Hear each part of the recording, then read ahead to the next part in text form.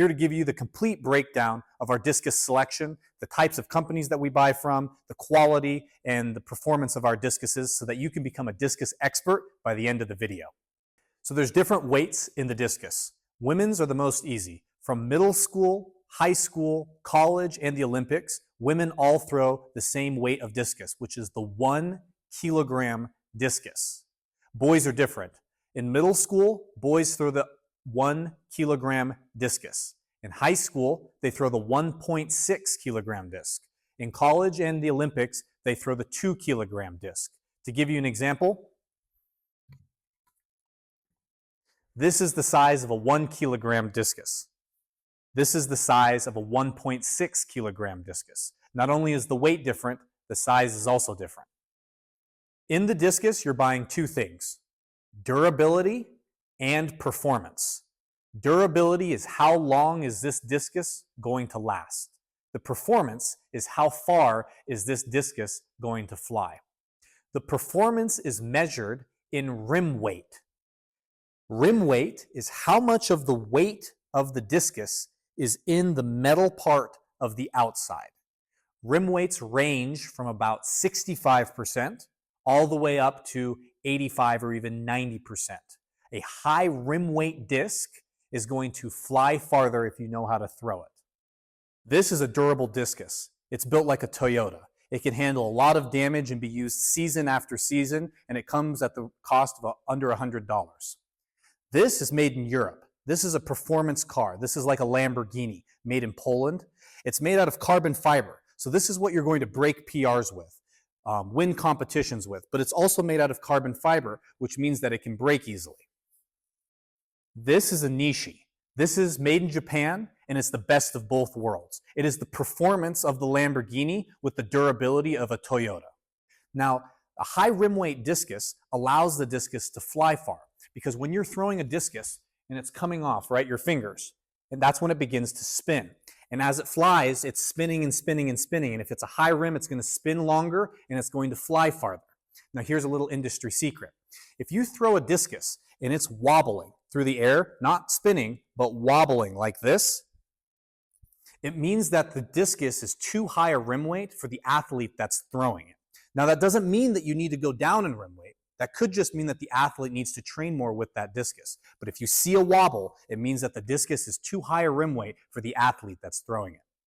We have the lowest being a 70%, a 75, an 83, and an 85% rim weight.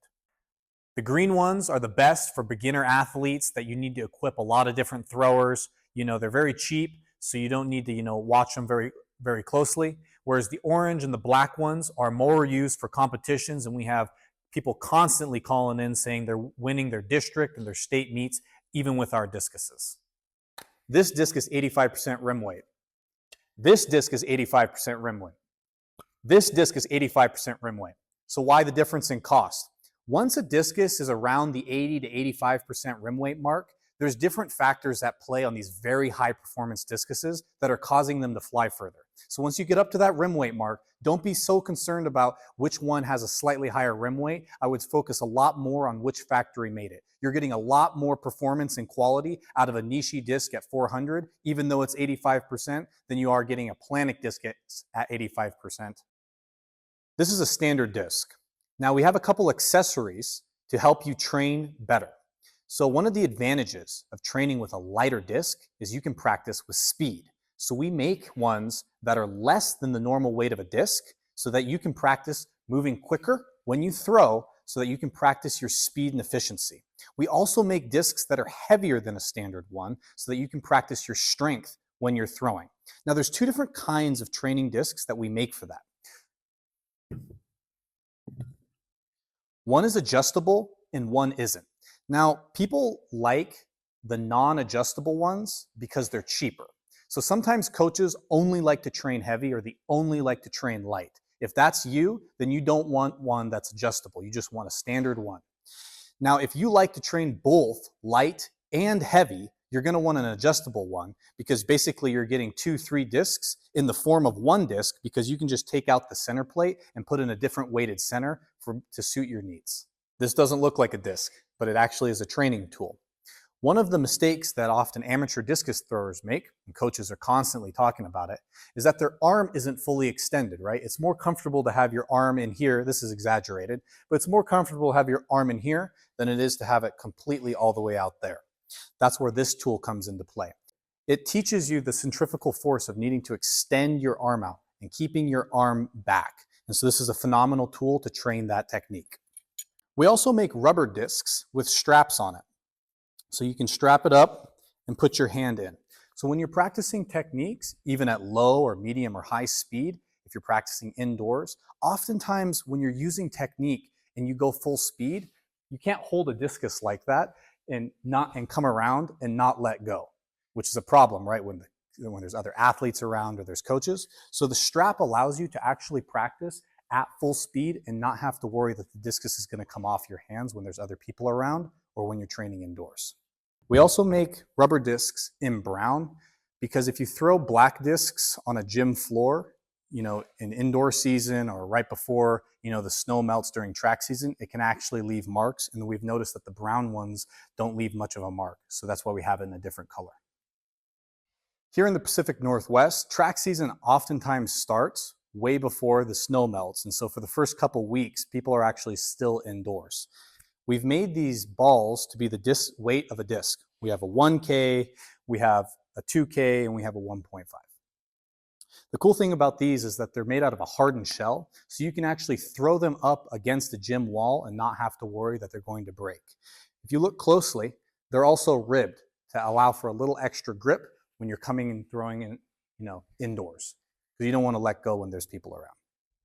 These are our newly designed 4 throws discus bags, coming in black, blue, white, red, and yellow. Why do you need a discus bag? The worst thing to do is to drop your discus on the concrete, to lose your discus, having it fall out of your bag. So that's why we specifically designed these.